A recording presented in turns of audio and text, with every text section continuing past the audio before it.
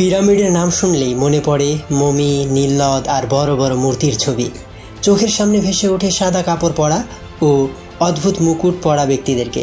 তবে সেসব কিছু ছাপিয়ে বিশ্ববাসীর সবচেয়ে আগ্রহের জায়গা মিশরের পিরামিড নিয়ে, যার রহস্য হাজার বছর পেরিয়ে এসে আজও ধোঁয়াশা।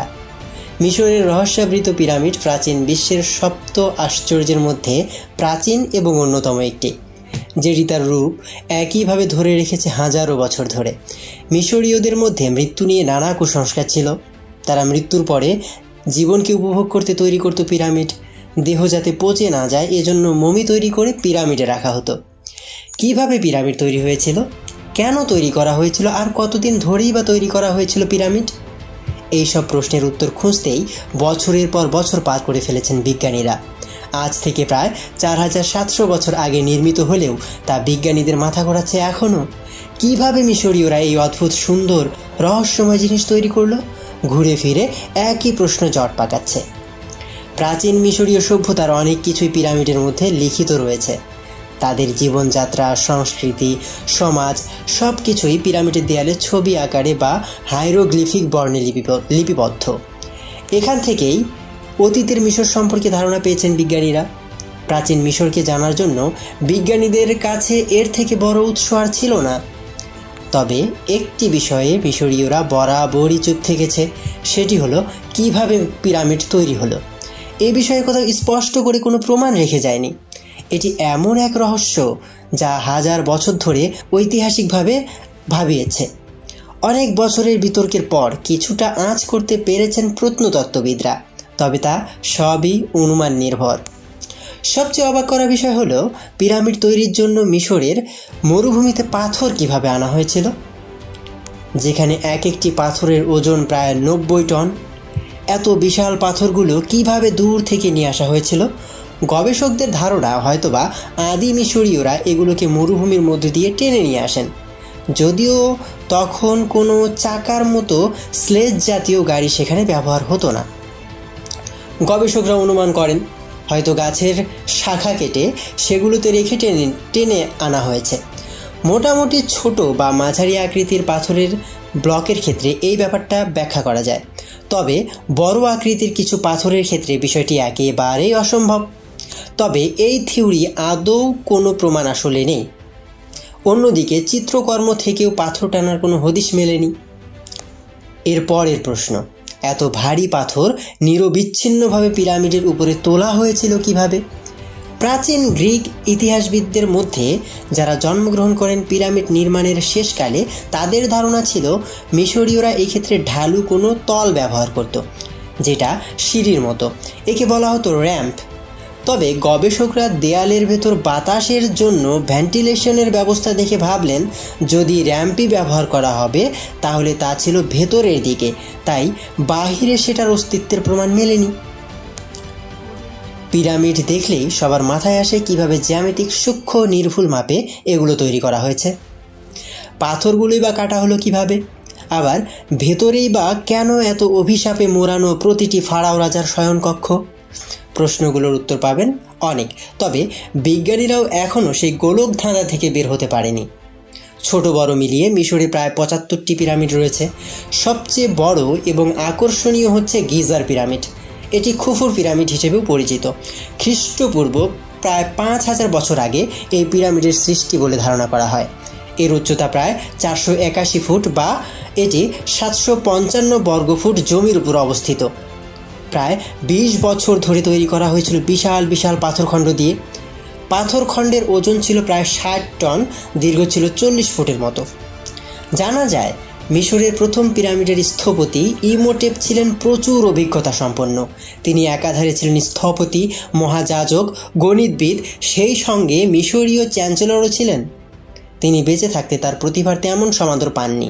তবে ইমোটেপের মৃত্যুর 3000 বছর পর থেকে তার সুনাম ও প্রতিভা ছড়িয়ে পড়ে চারিদিক।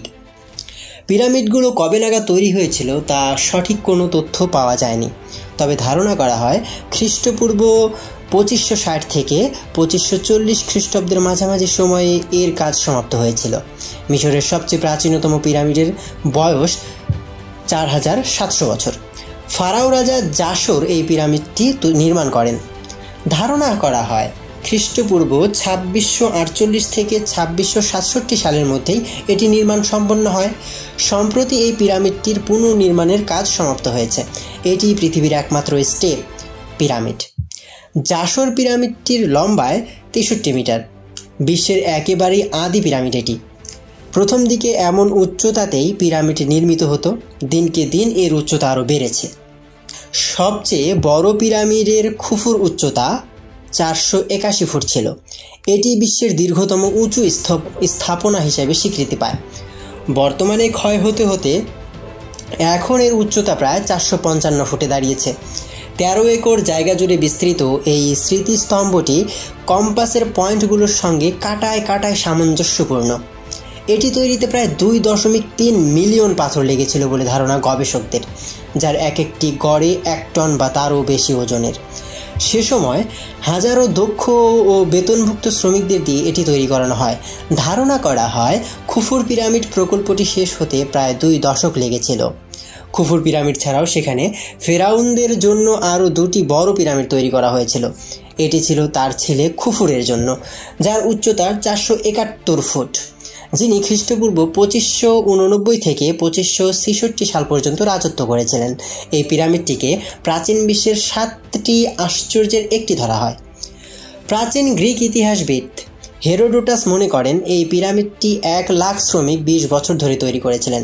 খুফুরের পিরামিডের সামনেই রয়েছে বিখ্যাত গ্রেট স্ফিংস মূর্তি, যেটি অর্ধেক মানুষ আর বাকিটা সিংহের আকৃতি। এটি ২৪১ ফুট দীর্ঘ এবং প্রায় ৬৬ ফুট উচ্চতার। অন্যটি খুফুর পুত্র মেনকাউরের জন্য তৈরি করা হয়েছিল, যেটির উচ্চতা ২১৮ ফুট। মেনকাউর খ্রিস্টপূর্ব ২৫৫৮ থেকে ২৫৩২ সাল পর্যন্ত রাজত্ব করেছিলেন। যুগে যুগে ৩টি পিরামিড থেকেই সম্ভবত ডাকাতরা এর বাইরের সাদা চুনাপাথরগুলো চুরি করেছে। তৃতীয় ও চতুর্থ রাজবংশের সময় মিশর শান্তি ও সমৃদ্ধির স্বর্ণযুগ কাটিয়েছে। ফেরাউন ও তার পরবর্তীরা ক্ষমতাধর সর্বোচ্চ ব্যবহার করেছে। সে সময় তাদের সম্পদের পরিমাণ এত বেশি ছিল, আশেপাশের দেশ দখল ও লুটপাটে বেশ অর্থ উপার্জন করেছিল। তাই দিয়েই পিরামিড তৈরি করেন তারা, এমনই ধারণা মিশরীয় গবেষকদের। তবে পঞ্চম এবং ষষ্ঠ রাজবংশের সময়কালে সম্পদ ব্যাপক হারে হ্রাস পেয়েছিল। আংশিকভাবে পিরামিড সংরক্ষণ ব্যয় বহন করতে না পারায় এতে নিয়োজিত থাকা পুরোহিত এবং সৈন্যদের অব্যাহতি দেওয়া হয়। পিরামিড সম্পর্কে সবচেয়ে চমকপ্রদ 2টি অনুমান।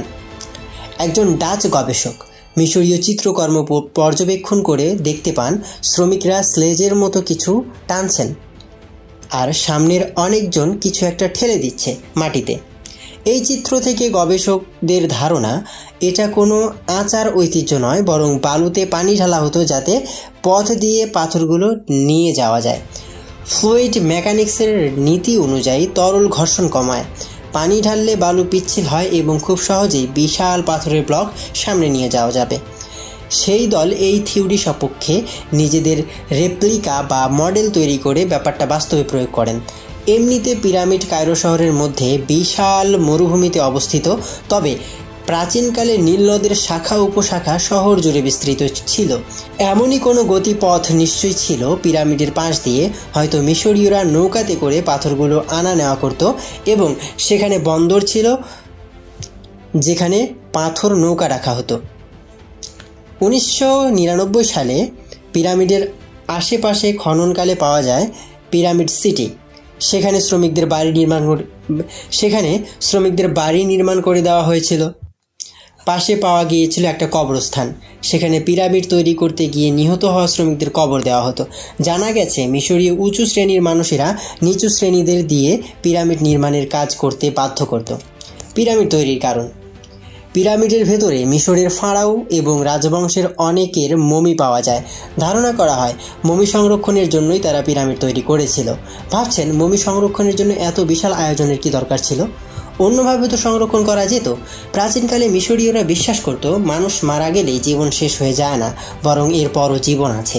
এজন্য মিশরের ফারাওরা মারা গেলে তাদের বংশধরেরা মৃত্যুর পর যাতে তাদের কোনো কষ্ট বা অসুবিধা না হয় তার জন্য তাদের দেহকে মমি করে পিরামিডে রাখত। এছাড়া মমির সঙ্গে বিভিন্ন ধরনের খাদ্যদ্রব্য, মূল্যবান অলংকার, দেবতাদের মূর্তি, পোষা প্রাণী বা পাখিও মমি করে দিত। মমির তত্ত্বাবধানের জন্য লোক নিয়োজিত থাকত। ধারণা করা হয় পিরামিড ফারাওদের মমি সংরক্ষণের জন্যই তৈরি হয়ে থাকতে পারে। তবে এর ভিতরে রয়েছে অনেক কক্ষ। কেন এত কক্ষের প্রয়োজন ছিল সে সম্পর্কেও আজও জানতে পারেনি গবেষকরা। ধন্যবাদ সবাইকে।